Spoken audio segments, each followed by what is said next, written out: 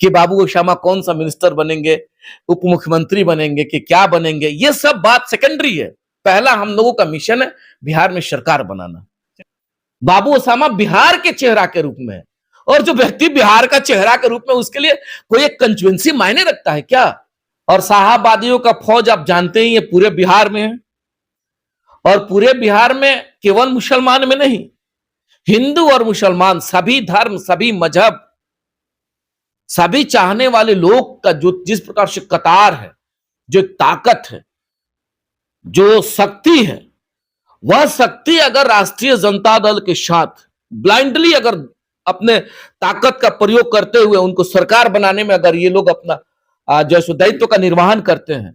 चलिए, नमस्कार, आप सभी का फिर से एक बार बहुत बहुत स्वागत है। और स्क्रीन पे आप देख रहे हैं बिहार के बहुचर्चित मुखिया अजय भास्कर चौहान जी स्क्रीन पर आज है, और खास बातचीत होगी। खास बातचीत हिना साहब यानी सिवान के पूर्व सांसद मरहूम मोहम्मद शहाबुद्दीन साहब कभी राजद के पिलर हुआ करते थे, लेकिन उनके जाने के बाद से अब वो पिलर में थोड़ी सी दरार आई थी।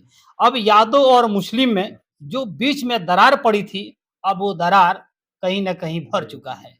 अब ये दरार भर चुका है, तो 2025 जब विधानसभा चुनाव होगा, इसका कितना प्रभाव पड़ेगा ये आने वाला वक्त ही बताएगा। लेकिन हिना साहब के सच्चे सिपाही अजय भास्कर चौहान आज खास बातचीत करने के लिए हमारे साथ मौजूद है। हम बात करते हैं। मुखिया जी, बहुत बहुत स्वागत। धन्यवाद आपको और तमाम आपके फॉलोअर्स को प्रणाम सलाम, सबका अभिनंदन, सबका बहुत बहुत आभार। चलिए, लोक आस्था के महापर्व छठ पूजा सामने है, और लोक आस्था के महापर्व छठ पूजा को लेकर क्या कुछ आप कहेंगे जनता से, वो बताइए।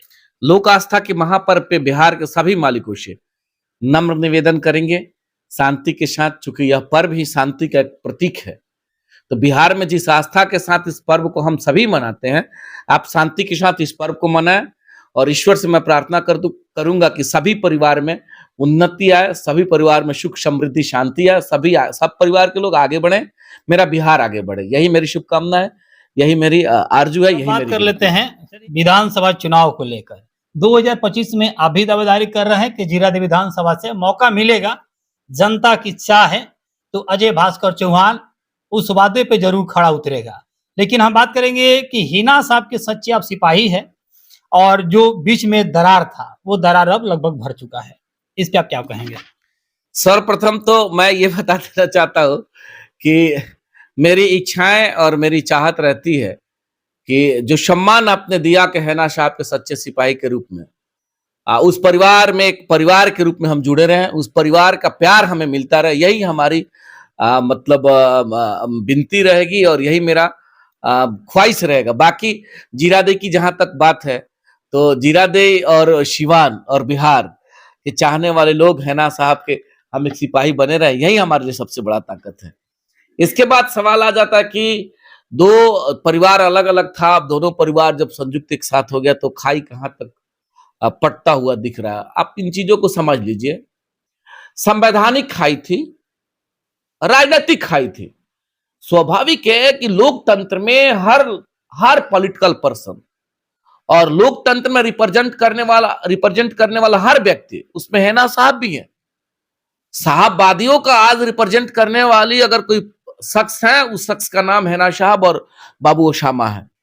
तो अगर साहबवादियों के फौज का नेतृत्व अगर वह परिवार करता है, और वह परिवार अगर राजनीतिक और संवैधानिक अधिकार के लिए अगर कहीं किसी से दुराव होता है, उसको दुराव नहीं मानना चाहिए। बिल्कुल। अब उस स्तर पे तमाम मीडिया के साथी लोग भी हमसे सवाल पूछ रहा था कि क्या डील हुआ, क्या डील हुआ।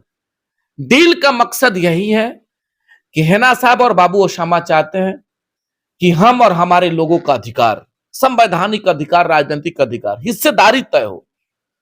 और राष्ट्रीय जनता दल से अगर कुछ दुराव थी अधिकार को लेकर के, और पुनः पॉलिटिकली प्लेटफॉर्म पे अगर दोनों परिवार अधिकार को लेकर के संयुक्त हो गया, तो खाई का बहुत कोई मीन्स नहीं है। अधिकार की बात हो चुकी है कि आपके लोगों का अधिकार आने वाले वक्त में जब सरकार बनाएंगे तो हिस्सेदारी तय होगा, मिलेगा। इस आधार पे कहीं कोई खाई नहीं है, दोनों परिवार संयुक्त परिवार हो चुका है, और पूरे बिहार में मजबूती के साथ एक तरफ दलित, पिछड़ा, अति पिछड़ा, वंचित, शोषित समाज के मुख्य धारा के साथियों के आवाज के रूप में लालू यादव जी, बिहार के डायनेमिक फेस और भावी मुख्यमंत्री के रूप में आदरणीय तेजस्वी यादव जी, दूसरे तरफ एक आयरन लेडी के रूप में हैना साहब और युवाओं के आइकॉन बाबू ओसामा के नेतृत्व में बिहार में सरकार बनाएंगे। सरकार जब बनेगी उनके लोगों की हिस्सेदारी तय होगी। चलिए, एक और सवाल रहेगा यहीं पे कि जब राजद से और हिना साहब के बीच में जो दूरियां थी, जो खाई थी, अब आपके कहने के अनुसार वो भर चुका है और बिहार की जनता भी जानती है कि अब ये खाई भर चुकी है। लेकिन आपने कहा कि अधिकार की बात, किस अधिकार की बात आप लोग कर रहे हैं कि जिस अधिकार को लेकर बीच में मनमुटा हुआ था, अब वो अधिकार मिला है, तो कौन सा अधिकार मिला है? अब वो जनता जानना चाहती है। लोकतंत्र में आप स्वाभाविक इन चीजों को समझने की जरूरत है कि लोकतंत्र में जनता मालिक है और साहबवादियों का फौज आप जानते ही है पूरे बिहार में है।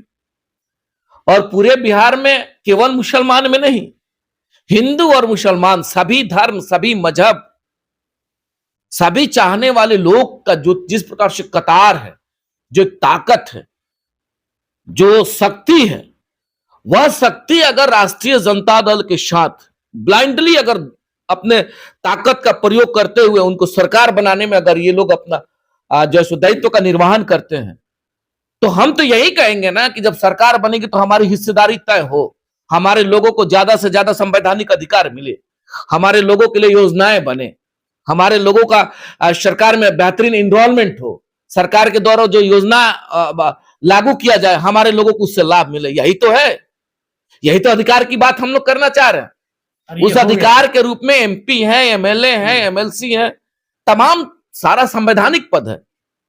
तो स्वाभाविक है कि साहब के चाहने वाले लोगों का ताकत अगर राष्ट्रीय जनता दल में मजबूती के साथ है तो आने वाले वक्त में उनके लोगों का अधिकार निश्चित मिलेगा और यही हम लोग चाहते थे।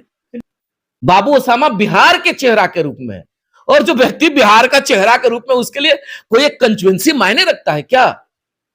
वो चाहे रघुनाथपुर की बात हो, चाहे भागलपुर की बात हो, चाहे जो है सो वैशाली की बात हो, या सासाराम की बात हो, या फिर जो है सो बढ़हरिया की बात हो, या जीरादेई की बात हो, या सिवान विधानसभा की बात हो, या धुरौदा विधानसभा हो, या छपरा हो, पूरे बिहार में वो डायनेमिक फेस है। साहब की एक अलग पहचान है और साहब के विरासत के रूप में अगर बाबू ओसामा है तो पूरा बिहार उनका है, वह स्वतंत्र है। और अब ये कह देना कि रघुनाथपुर पे डील हुआ, ये तो एक सूर्य को दीपक दिखाने वाली बात हो गई। उस परिवार का इतना बड़ा कद है, पूरे बिहार में कद है, और वह व्यक्ति रघुनाथपुर के लिए ललायत थोड़े ना है। पूरा बिहार स्वतंत्र है, जहां से बाबू ओसामा को इच्छा करेगा वहां से चुनाव निश्चित लड़ेंगे। हम लोग भी चाहते हैं कि अपने लोगों का रिप्रेजेंट करें और उन लोगों के अधिकार की बात हर वक्त सदन में उठाएं। हम लोग ऐसा चाहते हैं। आप चूंकि आप स्वतंत्र हैं और बिहार के मालिक स्वतंत्र हैं, सवाल अपने अनुसार तो लोग करता ही करता। चलिए, तो कहा कि पूरा बिहार में पकड़ है, तो ऐसा नहीं ना आप लोग का ख्वाहिश है कि ओसामा साहब को नेक्स्ट सीएम बनाया जाए? ये तो आप लोग को अंदर ख्वाहिश नहीं ना है? ये तो केवल आपका अधिकार, ये तो आपके फिर वही सवाल की बात है। आप मीडिया के साथी हैं, आप तमाम तरह का सवाल पूछ सकते हैं, कर सकते हैं। ये सभी चीज तय होता है एक जो है सिस्टम के तहत कि कौन मुख्यमंत्री बनेगा, कौन उप मुख्यमंत्री बनेगा, किसको कहां से कौन सीट मिलेगा। ये सब चीज संवैधानिक एक क्राइटेरिया बना हुआ, पार्लियामेंट्री बोर्ड है, उस सिस्टम से सब चीज डिफाइन होता है। लेकिन सब लोग स्वतंत्र है, सब लोग कहता है कि हम प्रधानमंत्री, हम मुख्यमंत्री, पूरा बिहार जानता है। अभी एक मिशन पे हम सभी लगे हुए कि यहां से डायनेमिक फेस के रूप में तेजस्वी यादव को मुख्यमंत्री बनाना है। इसके बाद हम लोग तय करेंगे कि कौन मिनिस्टर बनेगा, कौन उप मुख्यमंत्री बनेगा, कौन विधानसभा अध्यक्ष बनेगा। पहले सरकार में मुख्यमंत्री के चेहरा के बतौर आदरणीय तेजस्वी यादव जी हमारे यहाँ डायनेमिक फेस के रूप में, उनके सानिध्य में हम सभी बड़े आदर के साथ वंचितों की आवाज, शोषितों की आवाज, गरीब, मजलूम, अति पिछड़ाओं की आवाज लालू यादव और आयरन लेडी हैना साहब के नेतृत्व में बिहार में महागठबंधन के नेतृत्व में हम सभी चुनाव लड़ेंगे। चुनाव लड़ने के पश्चात जब हमारी सरकार बनेगी, सरकार के मुखिया के रूप में तेजस्वी यादव जी मुख्यमंत्री बनेंगे। उसके बाद हम सभी सोचेंगे कि बाबू ओसामा कौन सा मिनिस्टर बनेंगे, उप मुख्यमंत्री बनेंगे कि क्या बनेंगे। ये सब बात सेकेंडरी है। पहला हम लोगों का मिशन है बिहार में सरकार बनाना।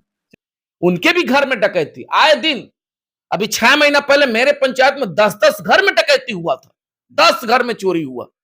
रिजल्ट शून्य है। यही स्थिति भयावह स्थिति है। लोग भय के माहौल में जी रहा है।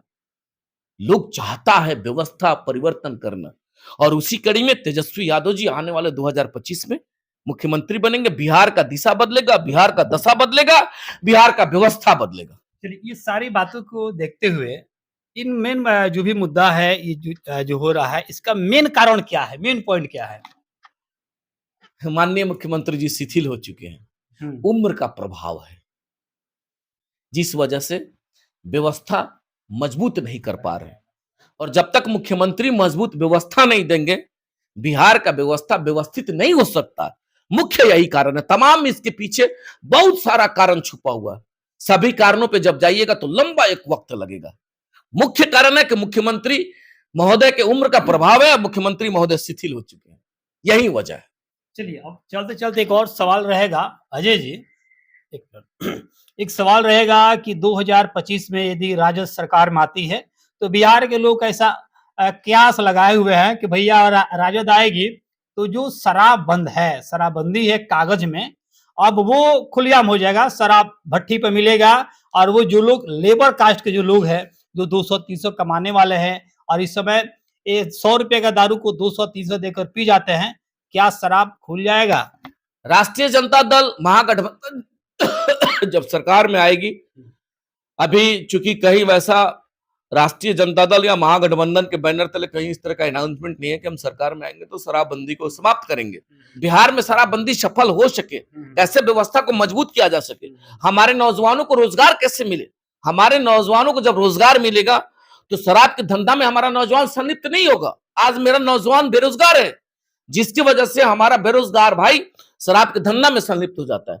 तो माननीय तेजस्वी यादव जी हर वक्त इस चिंतन में है कि हम जब सरकार में आएंगे तो नौजवानों को रोजगार देंगे, पलायन रोकेंगे, बिहार के शासन और व्यवस्था को मजबूत करेंगे, यहां रोजगार का व्यवस्था बनाएंगे।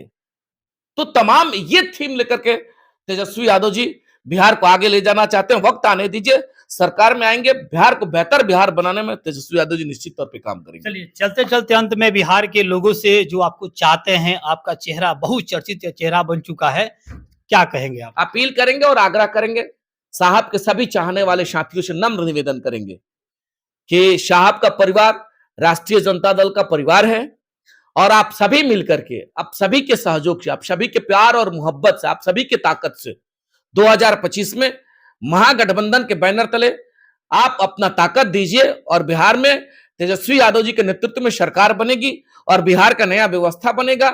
मेरा बिहार एक विकसित बिहार बनेगा। यही निवेदन करेंगे, यही अनुरोध करेंगे, यही आग्रह करेंगे कि आप सभी अपना प्यार और मोहब्बत बनाए रखिए। चलिए, बहुत बहुत धन्यवाद। इस खबर को बिहार के किस जिले से देख रहे हैं, किस कोने से देख रहे हैं, कमेंट करके जरूर बताइएगा। साथ ही साथ हिना साहब के सच्चे सिपाही अजय भास्कर चौहान हैं और जिनसे हमारी बातचीत हुई, ओसामा साहब को लेकर हिना साहब, और 2025 में जो विधानसभा का चुनाव होने वाला है, इसमें अजय भास्कर चौहान का कितना रोल रहेगा, किस प्रकार से काम करेंगे, और साथ ही साथ जो डील के बात हो रहा था ओसामा साहब का, वो डील कहां तक पहुंचा है, ये डील भी बहुत जल्द ही चुनाव आने से पहले खुल जाएगा। ओसामा साहब का डील क्या होगा, क्या ओसामा साहब एमएलए बनेंगे या सीधे राजधानी में जाकर बैठेंगे, ये आने वाला वक्त ही बताएगा। और ये भविष्य के गर्भ में ये बात है। बहरहाल इस खबर को आप लोग ज्यादा शेयर कर दीजिए। धन्यवाद।